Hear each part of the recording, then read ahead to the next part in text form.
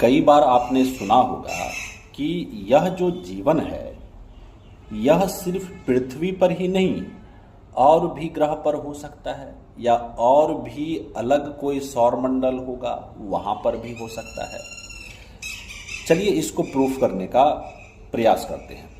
देखिए, जब स्टार्टिंग में ब्रह्मांड बना था तो उसके कुछ आसपास में या प्रारंभ की बात करें, मतलब जब ब्रह्मांड बना था तो उसके प्रारंभिक पीरियड की अगर बात करें तो उस प्रारंभिक पीरियड में सबसे पहले जो अस्तित्व में आया था वह था सितारा, मीन्स स्टार।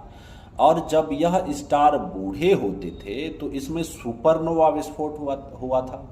और इस सुपरनोवा विस्फोट के कारण क्या हुआ था, तो जो भारी तत्व है उसका निर्माण हुआ था।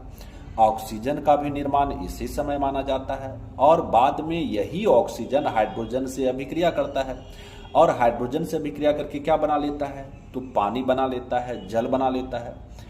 और यह माना जाता है कि यह जो सुपरनोवा विस्फोट या भारी तत्वों का जो निर्माण हुआ तो यह बिग बैंग के 100-200 मिलियन वर्ष के अंदर में हो चुका था।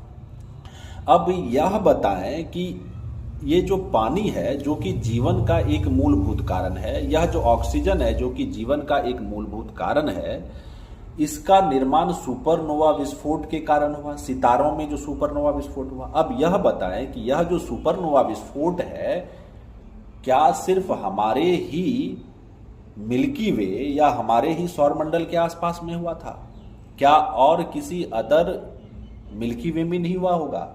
तो क्या हमारा ही मिल्की वे में, क्या जैसे मानते हैं हम लोग कि बिलियंस ऑफ सोलर सिस्टम है, तो ये सोलर सिस्टम क्या सिर्फ हमारे ही सोलर सिस्टम में तब जीवन होगा? नहीं, अदर भी जो कि हमारे मिल्की वे में बहुत सारा सोलर सिस्टम है वहां पर भी जीवन हो सकता है। क्यों?